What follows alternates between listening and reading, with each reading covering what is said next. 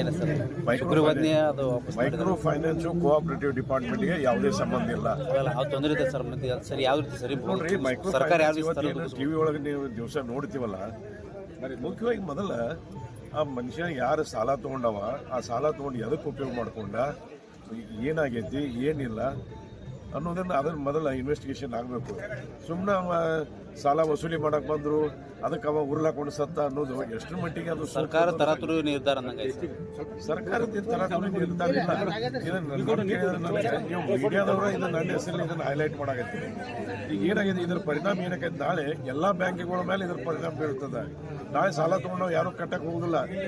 ಸುಮ್ಮನೆ ಏನಾರ ನಾವು ವಿಷ ತೊಗೊಳಕ್ಕೆ ಹೋಗ್ತೀನಿ ಅಂತ ಹೇಳಿ ಸಾದಾ ಒಬ್ಬ ಮನುಷ್ಯ ಹಂಗೆ ಬೇರೆ ರೀತಿಯಿಂದ ಯಾವುದೇ ಕಾಯಿಲೆಯಿಂದ ಸತ್ರಿಸೋದಕ್ಕೆ ಒಂದು ಸಾಲ ಇತ್ತು ವಸೂಲಿ ಮಾಡಕ್ಕೆ ಬಂದ್ರು ಅದಕ್ಕೆ ಸತ್ರ ಅನ್ನುವಂಥದ್ದು. ಅಂದ್ರೆ ಅದ್ರ ಬ್ಯಾಂಕಿಂಗ್ ವ್ಯವಸ್ಥೆ ಮೇಲೆ ಅದ್ರದ್ದು ಏನು ಪರಿಣಾಮ ಏನಾಕೈತೆ ಅನ್ನೋದನ್ನ ಅದನ್ನು ವಿಚಾರ ಮಾಡೋದು.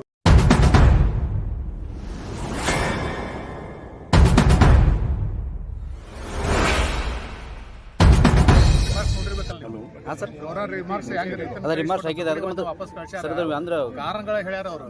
ಸರ್ಕಾರ ತರಾತುರಿ ಡಿಪಾಸಿಟ್ ಪ್ರೊಟೆಕ್ಷನ್ ಯಾರು ಮಾಡೋರು, ಸಾಲ ಕೊಟ್ಟರೆ ಹಿತ ಕಾಪಾಡೋರು ಯಾರು ಅಂತ ಹೇಳ್ಯಾರ.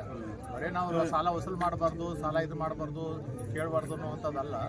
ಕೊಟ್ಟಂಥ ಸಾಲಗಳನ್ನ ಸದುಪಯೋಗ ಆಗವೆಲ್ಲ ನೋಡಬೇಕು, ಸರಿಯಾಗಿ ತುಂಬ್ಯಾರಿಲ್ಲ ನೋಡಬೇಕು. ತುಂಬದೇ ಇದ್ದಪ್ಪ ಅದನ್ನ ಸಾಲ ವಸೂಲಾಗಲಿಪ್ಪ ವಸೂಲಾಗೋದೇ ಅಂತ ಆ ಒಂದು ದೃಷ್ಟಿಕೋನ ಇಟ್ಕೊಂಡು ರಾಜ್ಯಪಾಲ ಇದನ್ನ ನಮ್ಮ ಗವರ್ನರ್ ಇದು ಮಾಡ್ಯಾರ, ವಾಪಸ್ ಕಳಿಸಿ. ಸರ್ಕಾರ ಯಾಕೆ ಸರ್ ನಿರ್ಧಾರ ಮಾಡ್ತಂತ? ಸರ್ಕಾರ ಯಾವ ಅಂದ್ರೆ ಕೆಲವರು ಮಂತ್ರಿ ಏನಾಗ್ತತಿ, ಕೆಲವರು ಅಮಾಯಕರು ಇರ್ತಾರ, ಕೆಲವು ಉದ್ದೇಶಪೂರ್ವಕ ಇರ್ತಾವ, ಕೆಲವು ಇನ್ನೋಸೆಂಟು ಇರ್ತಾರ. ಎಲ್ಲಾನು ಒಂದು ಏಕದೃಷ್ಟಿಯಿಂದ ಮಾಡಬೇಡ್ರಿ ಅನ್ನುವಂಥದ್ದು ಉದ್ದೇಶಕ್ಕಾಗಿ ಅದನ್ನ ಯಾರು ಚಲೋ ಯಾರು ಒಳ್ಳೆಯವರು ಅನ್ನೋದು ಹ್ಯಾಂಗ್ ಕಂಡುಹಿಡಿದು ಅದಕ್ಕೆ ಒಂದು ರೂಪರೇಷೆಯನ್ನು ತಯಾರು ಮಾಡಿದ್ರು ಅಷ್ಟೇ. ಸರ್ಕಾರಕ್ಕೆ ಹಿನ್ನಡೆ ಆಗಿದೆ ಅದರಿಂದ ಸರ್ ಗವರ್ನರ್ ಸರ್ಕಾರಕ್ಕೆ ಹಿನ್ನಡೆ ಆಗಿಲ್ರಿ.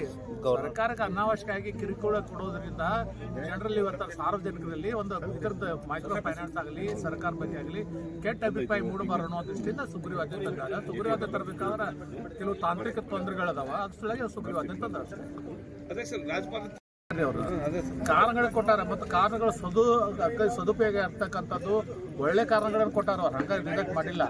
ಸಾಲ ಕೊಟ್ಟಂತ ಇದನ್ನ ಸಂಸ್ಥೆ ಅದನ್ನ ಹಿತ ಕಾಪಾಡೋರು ಯಾರು? ಸಾಲ ಕೇಳ್ಬೇಡಂತೀರಿ, ಸಾಲ ಕೊಟ್ಟಿರ್ತೀವಿ ನಾವು, ಸಾಲ ವಸೂಲ್ ಮಾಡೋದು ಹಂಗ, ಸಾಲ ತಗೊಂಡು ಸರಿಯಾಗಿ ತುಂಬಲಿಲ್ಲಪ್ಪ ಅಂದ್ರೆ ನಾವು ಡಿಪಾಸಿಟ್ ರೊಕ್ಕ ಕೊಡೋದು ಹಂಗ. ಈ ಬಗ್ಗೆ ಸರ್ಕಾರ ಅವರು ರಿಜೆಕ್ಟ್ ಮಾಡಿಲ್ಲ. ಸರ್ಕಾರ ಅಂದ್ರೆ ತುರ್ತವಾಗಿ ಇರ್ತಕ್ಕಂಥ ಅದ್ರ ಪ್ರೊಟೆಕ್ಷನ್ ಕೊಡಬೇಕು, ಅಮಾಯಕರಿಗೆ ತೊಂದರೆ ಆಗಬಾರ್ದು ಅಂತ ದೃಷ್ಟಿಯಿಂದ ಮಾಡಿದ್ರು ಅಷ್ಟೇ. ಈಗ ಸರ್ಕಾರ ಇದ್ರ ಬಗ್ಗೆ ನಿಗಾ ವಹಿಸ್ಬೇಕಂತ ಹೇಳೋರು ನೀವ, ಸರ್ಕಾರ ಆತುರದ ನಿರ್ಣಯ ತಗೊಂಡೈತೆ ಅನ್ನೋರು ನೀವ. 5 ಮಂದಿ ಇರ್ತಾರೆ, 5 ಮಂದಿ ಒಳಗೆ ಇಬ್ರು ಉದ್ದೇಶಪೂರ್ವಕ ಡಿಫಾಲ್ಟ್ ಆಗಿರ್ತಾರೆ, ಇಬ್ರು ಅಮಾಯಕ ಇರ್ತಾರ, ರೆಗ್ಯುಲರ್ ಇರ್ತಾರ. ನಿಮಗೆ ಬಂದು ಹೊತ್ತೆ ನಿಮಗೂ ಅವ್ರು ಕೇಳ್ತಾರೆ, ಮಗಳಿದ್ದವ್ರು ಕೇಳಿದ್ದೆಲ್ಲ ಕೇಳಿದ್ದಾರೆ. ಅದಾಗ ಏನಾಗ್ತತಿ, ಅದನ್ನ ಕತ್ತಿ ಕುದುರೆ ಒಂದಾಗಿ